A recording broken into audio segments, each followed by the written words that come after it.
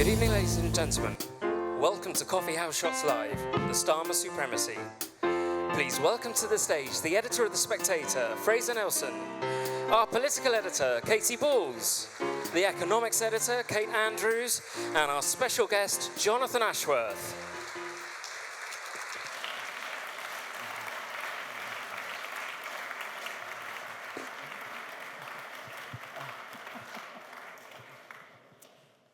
Thank you, and welcome. Welcome everybody back to another sellout Spectator event. When we booked this, we had no real idea what we were going to talk about, but we figured if we put on an evening for our best friends here and invited you guys for... hands up who's got tickets to come to the Spectator Garden afterwards for drinks? Great. Well, guaranteed good night.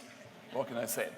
So, this is going to be a live podcast, so I'm just going to, I'll start by doing the blurb, and I will then give some of these slides, which you guys know I love so much, and then we're going to hear a quick introductory remarks from our three panelists.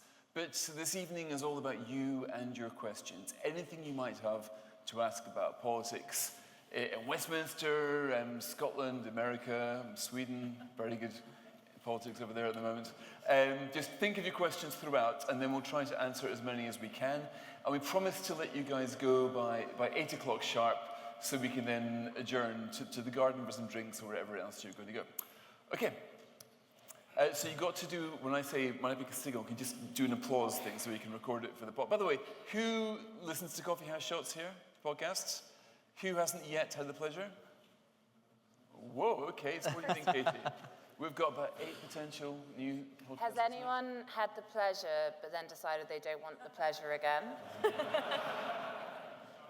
No, okay, this is 100% retention rate, I think we can call that. Okay. Welcome to a special live edition of Coffee House Shots from the Emmanuel Centre in Westminster.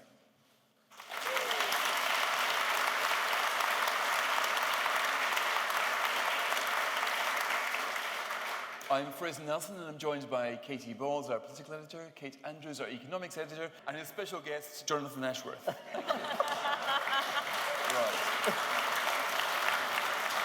Now, as you know, Jonathan was, amongst many other things, shadow work and pension secretary for some time. He's now liberated by the voters of Leicester East to now become the head of Labour Together think tank. So he's going to be giving us his overview on all sorts of things. But start with, let's go for some slides. Now, this is the backdrop of a general election. I think it's important when we look at the size of the Labour majority, you can see so on the right, 63% of the seats. That's pretty much as high as anybody has come in any post-war parliament. But look at the share of the votes, 34%. That is a lower share of the vote than has been seen by any governing party since the war. So when we talk about the Starmer supremacy, we have to remember that it looks like a supremacy in the House of Commons. There's 410 seats. But when it comes to public support, public opinion, it's a lot less fragile than the majority suggests.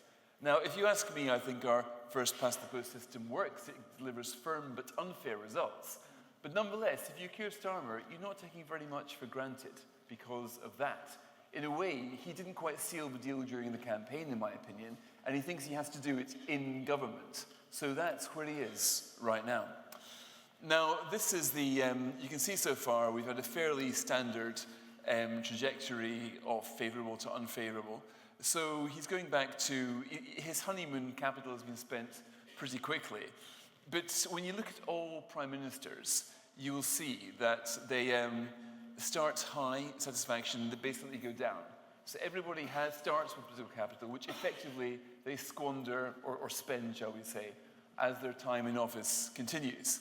Now, you'll notice that everybody starts above water if they actually win an election. Those who start without having won an election, like Liz Truss and Rishi Sunak, start with a net negative popularity rating. It's very difficult, really, to go, because that is, you pretty much start at your best point. If you start at a negative position, that's not great. But then have a look at where Keir Starmer has started relative to Theresa May, Cameron, Brown, Blair. it's still quite low. So again, this is a man who needs to prove himself. He did win an election, but not by a terribly convincing amount, and that is reflected in the satisfaction ratings so far. Now, next we're going to look at the opinion polls. We can see that Labour has already lost a reasonable amount of ground. The Conservatives have gained quite a lot of ground. So that huge opinion poll lead that Labour had during the campaign has now reduced. We are years away from the next general election. And given how wrong the opinion polls were anyway, I think they gave Labour a 20-point lead in average. Labour ended up 10 points ahead. There is a monumental error margin with this, but nonetheless, still interesting to see that in the periods where we've heard almost nothing from the Conservative Party, their ratings have gone up quite a lot. So I think what we're looking at over here, this is peak Sunak, right? The last couple of months. Now until what Labour's promised. One of them, of course, is to tax the private schools 20% on VAT, and they're going to get 6,500 more teachers. So I thought I'd try to just express what a difference this will make. I'm not quite sure if you can see a little red dot right at the end there.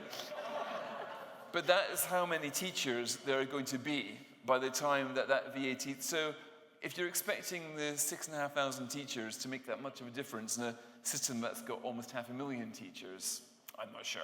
We'll see. Now, the next challenge awaiting him is the budget next month. And now we've heard a lot about the black hole. Remember, the black hole is in the 20 billion black hole. It sounds like a lot until you remember that this government takes in about £1 trillion in tax right now. Of that 20, you can see the breakup of this right now. And a lot of this black hole was basically made by the pay rises, which were voluntary. This wasn't really a black hole he discovered. It is a gap between what the government's spending, what the government's getting in taxes. Now, in my humble opinion, this doesn't quite justify the pain that we're told to expect in the next budget, or rather, it doesn't justify the switch from being told during the campaign that there weren't going to be any tax rises and being told now that there will be because of that. Although I might stand corrected by Jonathan Ashworth later on. But just when you look at the breakup of that, it's not the most convincing narrative, and it needs to be put in the perspective of the £1 trillion tax hole this government makes at the moment. So this, by the way, is our cover for tomorrow. We thought we'd give you guys a preview. Throughout the campaign, we've heard Ed Miliband tell us about how he's going to cut £300 of energy bills. We now find energy bills are going to go up because of the Ofgem cap. We've been told about Great British Energy, a company that would stand in comparison to some of the Scandinavian equivalents. We now learn it's going to be based in Aberdeen. That's the good news. The bad news is there isn't going to be a company. It's just a name being given to various investment techniques. So right now, we've got a 2030 agenda to make Britain's domestic electricity carbon neutral, but we haven't got the first idea how to do it. So a very big promise, which during the campaign, he wasn't particularly held down to say how he's going to do it. Now he's giving us the answer, and I'm not entirely sure we see much of an answer there. But then again, re-election is some time away, but we're beginning to see the pressure points which could be pressed if there was an opposition to press them, which I don't think there is right now. So I wonder, Katy, if you can tell us a little bit about what's happening on the other side of the bench, because you've been sitting in a lot of these Tory leadership hustings. Yeah, well, I spent a lot of time in the corridor trying to listen into the hustings, because the journalists aren't allowed in the hustings. So we all just sit on the committee corridor in Parliament and actually physically sometimes put our ear to the door and just hope a policeman isn't walking up and down the corridor, because then they tell you off. But whether my ear was closed or people were texting me on my phone, I think today we've had the first knockout round in the Tory leadership contest. And that means in this very, very, very long leadership contest that's going all the way to November, we're now down from 6 to 5 candidates. Priti Patel has been knocked out.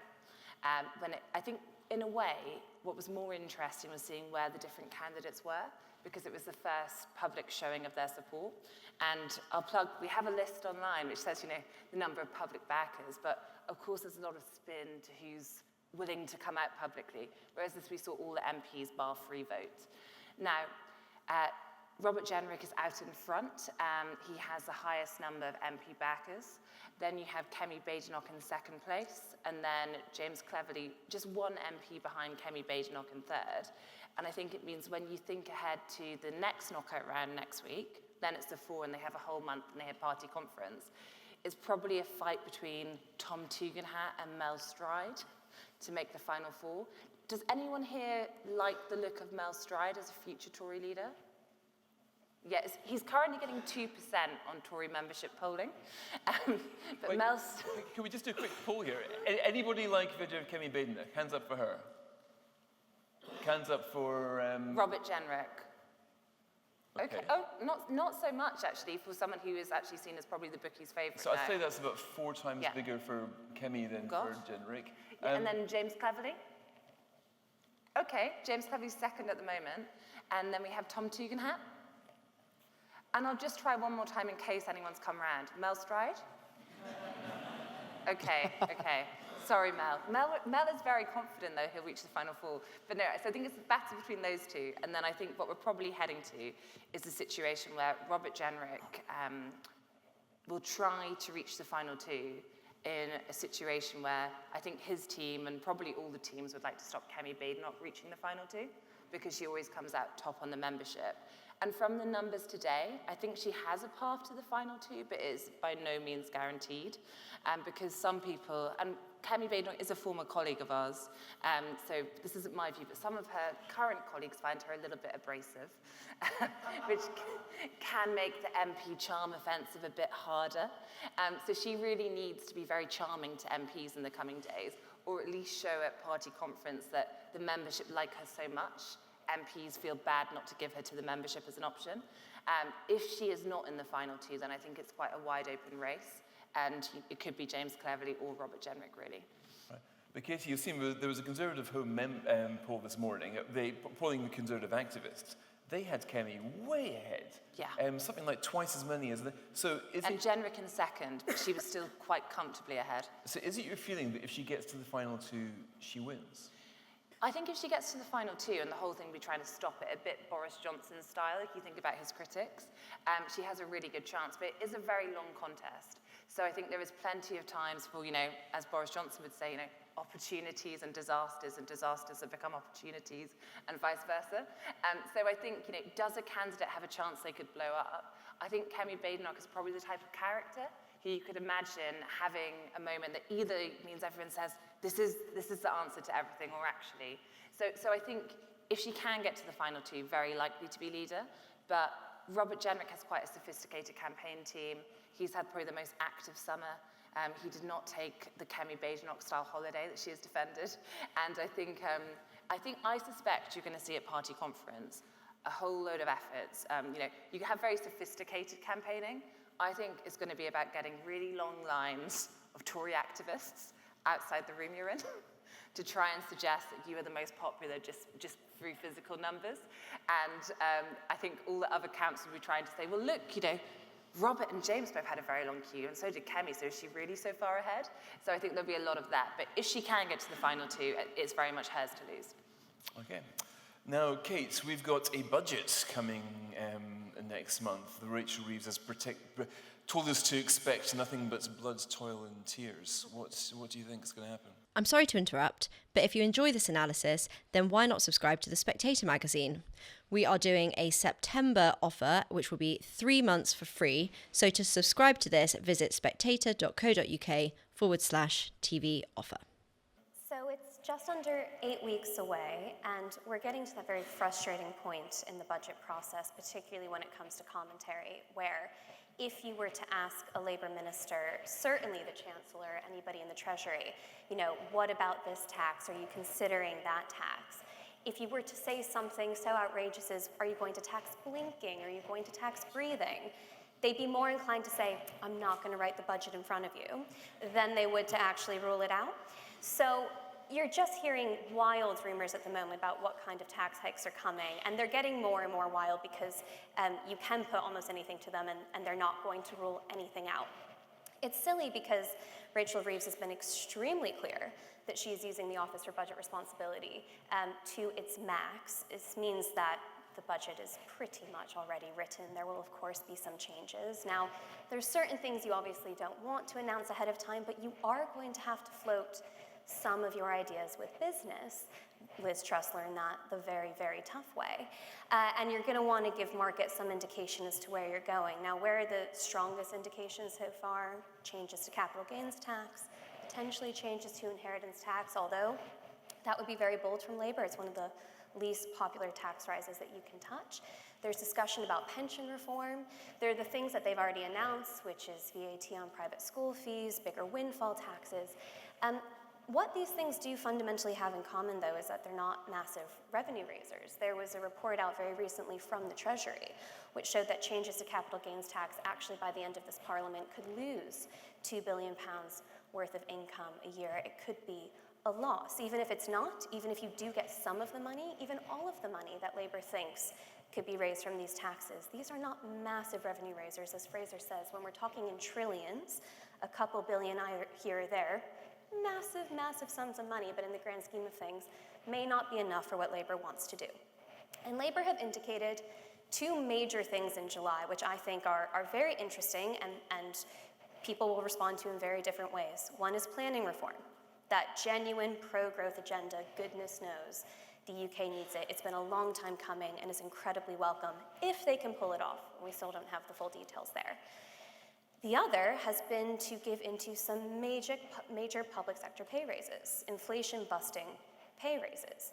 And that indicates that Labour wants to reform, it wants to grow, and it also wants to spend a lot of money.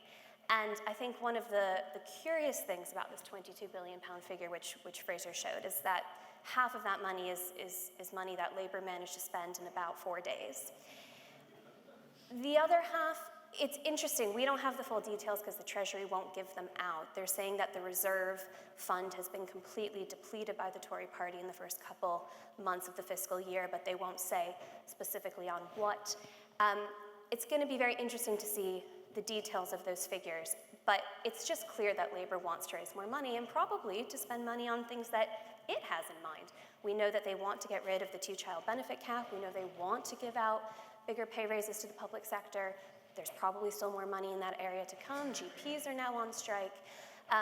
They want to find money, and I think they're going to be in some ways for a rude awakening. And this is you don't want to overstate this. This is a party with a mandate, but being so quiet and so deliberately vague about what they were going to do on tax ahead of the election, trying to frame it as the Tories being responsible for these tax rises, could land. It could also severely backfire. I had a former Tory minister say to me not too long ago, they're going to learn this the hard way. We, the Tory party, in their words, had the best reason to raise tax this century, and that was a pandemic, and we were still punished for it. So it's going to be a tough sell to say that these tax raises, even if they're for things that people might like the money spent on, are going to be the responsibility of a Tory government. But that is what the Labour government is trying to do. Frame it as economic disaster, something akin to the mini budget, but the issue being that a lot of those issues were fundamentally solved and have been solved for a long time since Labour came in, and say that you had to do it to save the economy. Are people going to buy it? Are they going to be happy about the tax announcements when they easily could have been announced ahead of an election, because it's quite clear Labour had an indication of what it wanted to do? And then who's going to be held responsible? I think those are the big questions going into Labour's first budget. Okay, and Jonathan, again, thank you so much for joining us this evening. I can ask you quickly to turn your head to your old brief on welfare. We haven't discussed it so far, but it seems to me as if of all the kind of legacies that this government's got, the welfare is probably the most challenging. We've got a caseload which is going up. I think 1,000 people a day are going to join disability allowance between now and the next 5 years. The cost to that in human life is bad enough, let alone the cost to the exchequer. We haven't heard anybody talk very much about what they're going to do. Is this going to be the battle which hasn't been mentioned yet? Yes, but can I just start by thanking you, Fraser, for inviting me to this event this evening, particularly after that presentation. I do feel like Daniel into the lion's den. What was your favourite graph? But quite frankly, when your party wins a landslide victory and you lose your seat, you're grateful for any invitation, because frankly, it gives you something to do. No, but in all seriousness, it is a pleasure to be here as a supporter of our new socialist government, and I have to warn you, if any of you are going to nip out for a cigarette, you will be arrested and sent off to an overcrowded prison. But in all seriousness, this government does face fundamental challenges. I do strongly believe it faces significant challenges on the public finances. I do believe the public finances are effectively a burning skip. The economy has been hit by a number of shocks. Obviously, the pandemic, because of the way in which we import energy, an energy shock. 15 years ago, we had a financial services shock. But there is, I believe, another shock, if I can put it in these terms, is that we have a problem with labour supply. And unlike our G7 competitors, we have not recovered our employment rates since the pandemic. We've got increasing numbers of people who are out of work, called economically inactive. It's a completely ugly, horrible, policy wonk term, but what it effectively means is people out of work, not expected to look for work, who are out of work often for reasons of sickness. And look, if you are sick, you should be treated, but increasing numbers of people are out of work who could benefit from being in some form of employment, because particularly if you're out of work for reasons of low-level depression, anxiety, finding the routine of employment can help you manage your condition. And I think it's absolutely unacceptable that the previous government refused to tackle this. And at the moment, I'm not sure whether our government are putting in place the plans that are needed to tackle it. I mean, Liz Kendall is a great friend of mine. She's talking about reforming job centres. We definitely need to reform job centres. We do need to put more careers advice into job centres. That's right and good. But there's more that we can do. And I think there was a very interesting report yesterday for the Centre for Social Justice. And I, perhaps unexpectedly, as a Labour spokesperson, a Labour politician, did a lot of work with the Centre for Social Justice. They had a really, really good report yesterday on some of the reforms that can be put in place to universal credit, to something what we call employment support, devolving more of this to local areas to really tackle this economic inactivity problem. We've got to do it, because if we do not do it, we are writing off a generation to a life on the margins, which is unacceptable for them, but it's bad for the economy as well. Okay, we'll now move straight to your questions then. We'll try to take as many as we can. So, do we have a roving mic, Jonathan? Yep. Okay, well, why don't you go straight to the person on the left there? So I'll try and take 3 questions, but let's have yours first, please, sir. There's been talk about the Conservatives and Labour, but I just wondered what you think Starmer's relationship is going to be with the Liberal Democrats, and is this going to be the Parliament that pursues wide-ranging electoral reform? Right. It's actually a very good question. We can probably deal with it quickly. My personal view is that if Starmer needed a coalition, he might need to deal with the Lib Dems. He's got 410 MPs. What Lib Dems? He doesn't have to do anything he wants. Would you want to change a system that has given you the mother of all majorities out of 35% vote share? Jonathan, any thoughts? And the answer is no. This is, as you say, Keir Starmer has got a huge number of MPs, well over 400. He's got a majority in Parliament. He is not going to worry too much about Parliament. For example, there is going to be a difficult vote next week for the Labour government on winter fuel payment. Whatever the rights and wrongs of the policy, that is the first sort of vote where these new Labour MPs are going to feel under pressure, where the rubber really hits the floor on that, or hits the road on that. But the reality is the vote will go through. He's not going to have to worry too much about Parliament. I mean, every Prime Minister has a limit on their power, right? I worked as an advisor in the Tony Blair Gordon Brown government. Clearly, limits on Downing Street then were the Treasury. There were limits on the previous Conservative government because their majorities were unstable. The Theresa May government had to rely on the DUP. Every government has a limit on its power. Parliament is not a limit on this government's power. It's got a big majority, and I do not think it will be contemplating electoral reform as a consequence. Okay, another question from the back, please. We've heard about the economically inactive and we've heard about the bloated NHS. Do we agree with Douglas Murray that it's only a Labour government can actually take the hard decisions, or are we going to see them cave in next week about the winter fuel and everything else that follows? Okay, good. And let's take another couple, because I know there's so many of you to get through. Yeah, do you want to just give them, that gentleman in the corner there? Yeah, I doorstepped our new Chancellor before the general election, and Katy was on the train guarding her. And she was discussing about the fence cuts here, and John Healey has as well. I mean, we're an outlier with our allies. We're not having a lot of capability, and I'm rather concerned that we should be looking at where we're wasting our money on defence and other public spending areas, rather than just having certain equipment cuts just to make some way mean. So I'm interested in some of your ideas on that. Thank you. Okay, and a third right at the top, please, sir. Well, you have to wait for the mic so the podcast can pick you up. I'll introduce myself. Now, just a quick question, really, regarding the issue with I have no ill will against Starmer, but the idea where it says Labour inherited a very, very large deficit from the Conservatives. Is there a way, I don't know whether I sort of thought I was following politics, but is there a way they could work together, not necessarily with the Lib Dems and maybe the other Green parties and the rest? Is there a way they could work together to make sure that they work for the good of the country, maybe even for the good of the world, other than blaming each other here back and forth? Okay. So I have a positive and a negative response to the first question about are there just certain things that Labour has to do and they'll benefit the country, and the Tory party needs them to do them as does everybody else.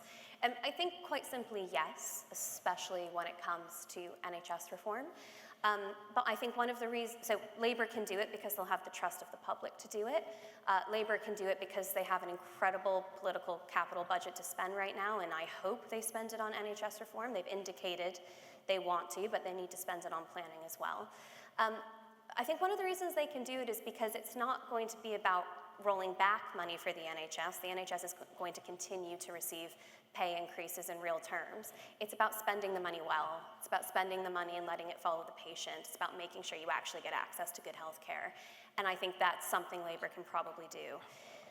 Where I'm much more negative is there is a looming question in the UK and frankly every Western country that I don't think Labour wants to face, I don't think any political party wants to face. And that is the fact that we are at the limits of what we can offer the public in terms of public spending. GDP ratio for debt at nearly 100%. The promises for the future around healthcare, around the state pension, they are fundamentally unaffordable. And I ask myself, what does the smoking ban outdoors and the crackdown on ticket totes and the 22 billion black hole, fiscal black hole, all have in common? And on the surface, not very much, but it's what they have in common is a political party that doesn't want to face the reality that something's got to give on spending. And I don't just target this at Labour, the Tories wouldn't do it. And to bring in the third question here, can we all get together to tackle the deficit? Well, nobody wants to tackle the deficit. I mean, the Institute for Fiscal Studies throughout the election kept saying, please acknowledge that you don't have any of this money to spend. And every political party went, sorry, we can't hear you. Nobody wants to level with the public about the state we're in. And I fear that Labour's early indications are that they're going to continue to try to use as much as their fiscal headroom as possible, be right up on the edges of what's allowed. And, another 5 years will pass, and maybe another 5 years will pass, and we won't have to grapple with the harsh realities of this, but at some point, something's got to give. And every time a new government is elected, we are only getting closer to having that blow-up moment and that blow-up conversation. And if we keep pushing it off, it's only going to be worse. I see no indication that Labour is ready to tackle the public finances. And I agree with Jonathan that the state of the finances is a disaster, but that is decades in the making over multiple parties and multiple prime ministers. I'm not optimistic about that whatsoever. Maybe you have some thoughts. I just wanted to make a point on the NHS, a point which I dare say will probably not be popular in this room. But I always think about the NHS, and I used to be the Shadow Health Secretary for many years for the Labour Party. So welfare reform and health reform are my big two policy preoccupations. On the health, I always think it was useful to think about health as a classic supply and demand issue. So if you think about the supply of healthcare, can it be delivered more efficiently? Most certainly. I mean, it is ridiculous that the National Health Service is still one of the biggest users in the world of fax machines, and is still one of the biggest purchasers in the world of pagers. Would you believe it? Have any of you used a pager for 20 years? Well, they're still used in the National Health Service. There is no question that the way in which money is spent in the health service and the way in which the health service is organised could be vastly improved to provide a more efficient service to patients and to raise productivity. I mean, very, very simple things like just knowing what beds are empty in a particular hospital would radically improve the flow of a patient through a hospital. Often when people are trapped in A&E, it's often because they do not know what beds are available, because their internal systems are not as efficient as they should be. So, no question, there is more that can be done. And I think you are right, a Labour government, in the way to use the cliche, Nixon goes to China, can probably make some of these reforms in the way in which a Tory government couldn't, because there's always suspicion about the Tory government. But here's the bit where you no doubt will disagree with me, right? You've also got to think about demand on the NHS, and how do you lower demand? And I made the joke about the smoking joke at the beginning, but the whole point there that the Labour government is thinking about is, how do you decrease demand on the NHS? Because we do, as a country, we are very sick as a country. We smoke too much, we drink too much, we eat too much food, which is high in sugar and salt, too much high energy food. Now, given the type of readership of The Spectator, I am sure many of you will want to make a libertarian argument and tell me that is a decision for individuals. Well, maybe it is, but those individuals in making those decisions are increasing demands on the NHS, and the way in which you deal with it is a population-based approach. So that is the thinking behind the Labour government when it's talking about smoking bans, although I suspect none of you will agree with me. But Jonathan, on that, do you think by that logic, because the smoking ban was originally Rishi Sunak's, and obviously Keir Starmer's decided to put a cherry on it and ban smoking outside too, but his logic of trying to reduce the demand on the NHS for our lifestyle choices, couldn't you use that to then justify a further obesity crackdown, junk food crackdown, potentially at some point an alcohol crackdown? I'm just trying to work out how much to adjust my expectations for my lifestyle in the coming years. Well, I mean, look, the Labour government, well, it was actually Matt Hancock, where I shadowed him, who introduced various restrictions, or put on the statute book, restrictions around junk food advertising. Yeah, we weren't thrilled about it. And fluoride in the water supply, a very, very paternalistic, interventionist health policies Matt Hancock put on the statute book. I don't think they've been enacted, but look, I mean, you'll have to get Wes Streeting here, but I would not be surprised if he is supportive of some of that legislation. Alcohol's slightly different because, I mean, I'm for those of you who don't know, my dad was an alcoholic, and I've done a lot around addiction, and it's something, I think we do have an addiction problem in society. Addiction is a real example of, I believe, some social decay, and we've got to deal with addiction. I am not personally persuaded of the evidence around minimum unit pricing. I think we've got to have more interventions for people who have drink problems and substance misuse problems, no question, because increasing numbers of people in the UK are dying from drink abuse, substance misuse, and actually suicide as well. It is a problem. Personally, I'm not convinced around the evidence of minimum unit pricing on alcohol. Can we conjure Matt Hancock for a second and remind ourselves when he was on that screen as health secretary and you had health staff... Hang on, what image are you asking us to remember here? Go with me on this. Yeah, there were a lot of recordings at the time from memory. The one I'm thinking of was at the start of the pandemic when he was on this big screen, I mean, really Orwellian stuff, and you had health staff and Westminster staff all watching him on the screen at the height of the pandemic. And the messaging was, stay home, protect the NHS, save lives.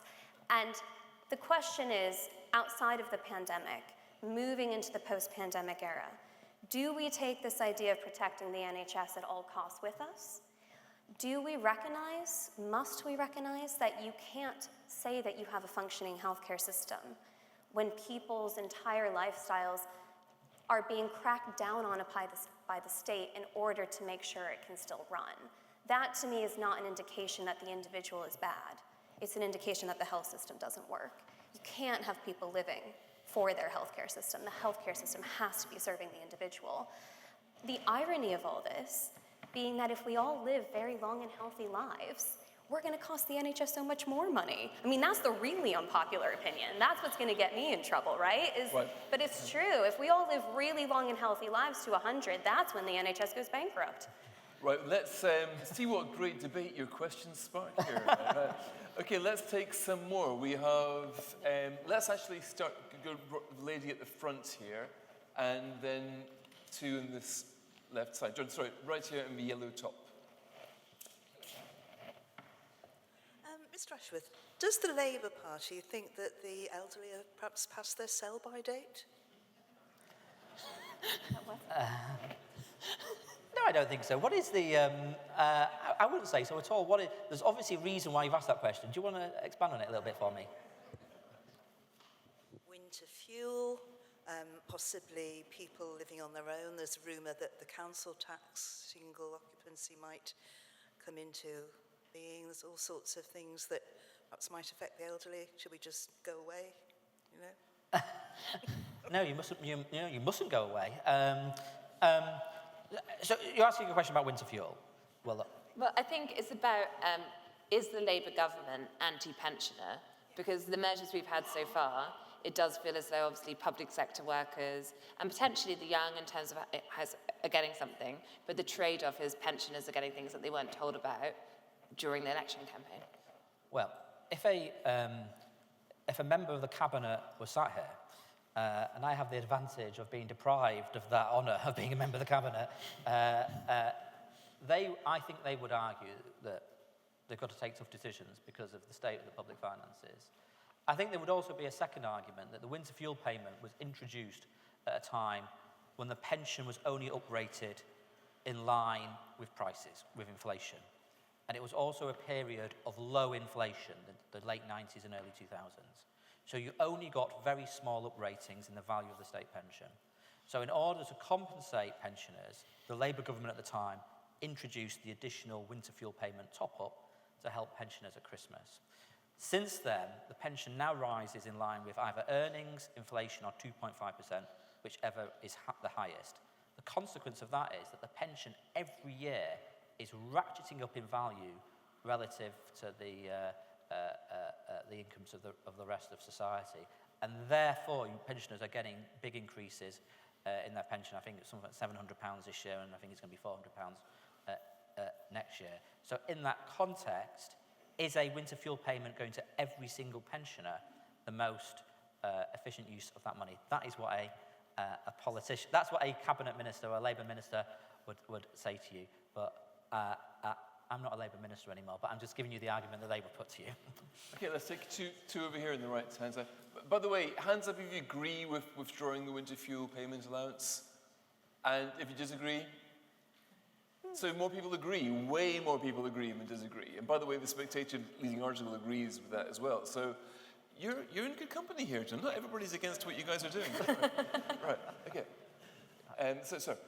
Do you think the Tories will be able to regain the voters that they lost at last election, and what part do you think reform will play in the next parliament? What part will play, sorry? Reform. Will reform play? Okay, good, yep. And sir, did you? Yeah. I just wanted to come back on the NHS. I mean, I respect the point about reducing demand. I respect the point about efficiency savings. But to my mind, the problem is far bigger than that. Isn't the whole system whereby we try to fund the NHS out of taxation, which I think is completely different from what most countries do, Isn't that the fundamental problem? And isn't the Labour Party the only, if the real bold thing would be to address that? I mean, insurance systems are available, for example. Right. Okay. I know that there are so many things we could discuss all evening, but that's such a good point. I'll ask Jonathan to answer it quickly. He's basically talking about, you can look all around, not just America, but all around the world. Nobody funds a health service quite like us. Do you think in Wes Streeting, he's been to Singapore, he's been to Australia in seeking new ideas. Both of those countries have funding systems, as you say, sir, very different to ours. Do you think in Wes Streeting's Blue Skies thinking, there is any prospect of looking at the funding model? No, and I'm afraid I would disappoint you, sir, but I am a Labour politician, even if deprived from frontline politics, so you would expect me to disappoint you. And I believe that a taxpayer-funded model is still the more equitable, the more efficient way of funding healthcare. I don't believe Wes Streeting is looking at changing that model, but the question is, how do you introduce reforms within that model? As it happens, some of the quasi-market reforms that the last Labour government introduced, very much associated with Alan Milburn and Tony Blair, it was actually the last Tory government that dismantled them. We've actually gone back to, for those of you who are sort of NHS policy wonks, a system which is equivalent to old district health authorities that we used to have in the 1970s. And I'm not sure that system is actually going to deliver the quality care that we need. When the last Labour government brought down waiting lists in the NHS, they had a very different internal financing system. But the broader funding of the NHS via the taxpayer, I believe, is the right approach, and this government is not going to change it. And if they did, I would be astonished. And Katy, the point about Reform UK, I mean, were they a flash in the Farage's pan, or do you think they're there to make life permanently more difficult for the Tories? So I don't think they're a flash in the pan that can be completely dismissed, because you have yes, 5 is small in the grand scheme of things, but you do have 5 Reform MPs who are in Parliament a lot, often in the Strangers' Bar, but definitely there a lot. And Nigel Farage is obviously, very much a force of nature, somebody who makes his presence felt, but also actually Lee Anderson and others. I mean, I think that group what they're finding difficult is if you are in a small grouping in Parliament, you just have fewer opportunities to make your voice heard. So, I mean, there was a point a few weeks before the polling day when some Tories were worried they weren't going to be the official opposition and the Lib Dems would sneak in. And at that point, you suddenly have to work so much harder to, get these opportunities. Reform aren't allowed to be on the select committees, or they don't get guaranteed places. It's hard to get a question at PMQs. So they have obstacles, but I think you look at any of the polling at the moment, and it's really hard to dismiss them. Yes, in some of the polling we saw the Tories have gone up a couple, but from the polls I've seen, and yes, early days, the most consistent trend is points going down from Labour, Reform is going up. And when you speak to some members of the Cabinet who are in those seats in the north, they will talk about Reform as their biggest problem in their seat at the moment, if there is a threat. Because in lots of those Labour red wall seats, that in the supposed realignment that didn't quite stick around for the Tories, it's now Reform that could be the main challenger. So I think what's going to be a real test will be the local elections next year, because I think partly because Labour has made some unpopular decisions and is suffering a bit in the polls, and partly because a Tory leadership contest gives you a bit of a sense of, we're still getting attention as a party. Lots of people still want to know, and actually once it's over, I think there'll be a little bit less attention on the Tories. All those things, I think, are making maybe a bit of a false sense of security for the Tory party right now, that things aren't as bad as they are. And how low can you go? I think there is a chance, actually, the Tories have not hit rock bottom. These local elections, last taken at the Boris Johnson High, Reform's plan, though they won't say it publicly, is to win more council seats than the Tories. If you can start to do that, and then you get to the Welsh and Scottish elections next, the year after, then they have a base in Wales, they have parts in these. That's when they start to think they're going to be a serious party. And my colleague James Heal, who's in the audience tonight, he has just interviewed the new Reform Party chairman, in this week's magazine. And this is, a multi-million businessman who is trying to do the problem reform and all the other versions have had, Brexit, Party, UKIP, is they've always struggled to professionalise. It always becomes infighting, can't quite get the act together and it collapses, and then they are a flash in the pan. This man has been hired by Nigel Farage to try and stop that. So I recommend the interview for many reasons, but also, whether or not they can stick around and professionalise, I think is what will decide if they are just a permanent problem that actually makes it really hard for the Tories to come back anytime soon. So I don't think you can dismiss them at all at the moment. Okay, we've got 10 minutes left, so we can probably take 2 more rounds of questions. We haven't taken any from this side over... Oh, you got somebody? Okay, John, sorry. I think it's fair to say that the media did not give the Labour Party's policy offering in the last election really effective scrutiny. Do you think the media will be able to overcome their antipathy to the Tory party and actually provide some effective critical scrutiny of the Labour government now?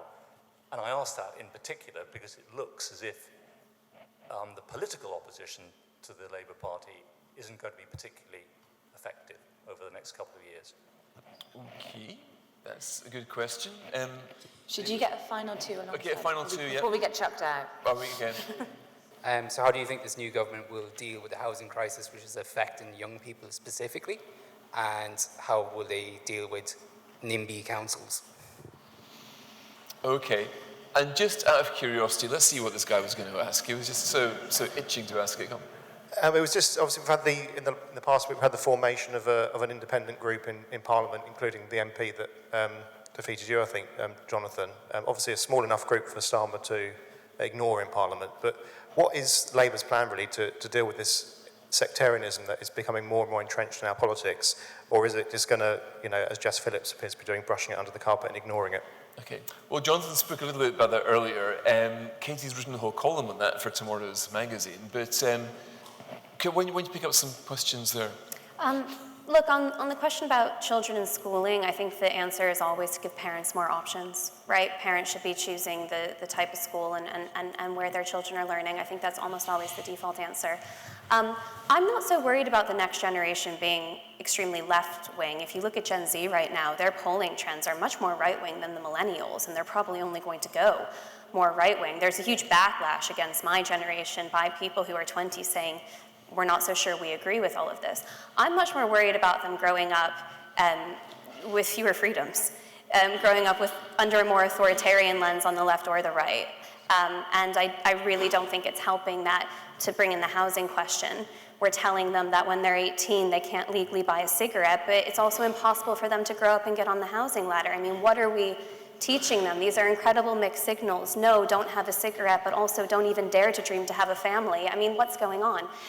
So I think that if this government were serious about staying in power for another 5 to 10 years after this election, it would get very quickly more serious about its planning reforms, because they've announced that they want to do it, but what they're actually going to have to roll back in terms of regulation is substantial.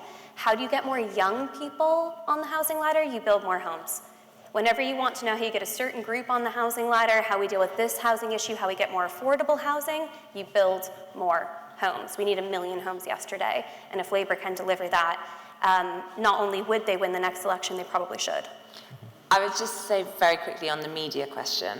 So probably, obviously, I perhaps would also defend my profession, but I think scrutiny is always good and there can always be more scrutiny, and in the election there definitely could have been more scrutiny. But I would slightly say in the defence, it was quite hard because Labour would just not say they would do anything. I remember, Jonathan, going to one of your press conferences. Do you remember? And you were talking about... My weekly press conference. Yeah, you did them like every Monday, it was a tradition. And you'd talk about Tories' bad spending plans. And I remember the Q&A saying, look, Jonathan, is it the case that, you're going to say no tax rises now, and then Labour's going to come in, say everything is worse than you expected, and then I'll say that they need a doctor's mandate and launch a whole race of tax rises? I didn't get a straight answer from you. I gave you a very detailed... It was quite a long answer. I just don't know if it was an answer. So look, always more can be done, and I do see the point, but I think perhaps it's now, so I think more from journalists, yes, but it's probably for voters to decide if they're convinced by Labour's kind of pivoting on that. And, you know, there was only so much I think we could have done in that election, but happy to discuss separately. Well, all I say is, as I was touring TV studio after TV studio and not spending time in my constituency, I certainly felt I was put under scrutiny. All I would say to you, sir, if you were to attend a podcast in front of a live audience put on by a rival publication of a centre-left magazine, you'll get people asking questions as to why don't the journalists properly scrutinise Tory politicians and why do they give Labour politicians a hard time? I'm sure you'll violently disagree with that person asking that question, but I tend to think that if there's an issue with scrutiny of politicians, it applies to all of us, and us politicians just have to put up, quite rightly, with journalists asking us questions. But in my experience, everybody thinks that the politicians that they support and their rivals get unfair scrutiny in television interviews, and I sort of personally think in the end it's all broadly 6 of one, half a dozen the other, I'm afraid. Right. But governments always get more scrutiny than opposition, and quite right too. So I think perhaps to answer your question, so if the tables were turned, now that Labour is in government, and I think what they're saying about housing, for example, is a lot more relevant than what the Conservatives are about saying to housing. But anyway, Jonathan, nobody can say you haven't been giving us straight answers tonight. So thank you for joining us, and please join me in thanking all of our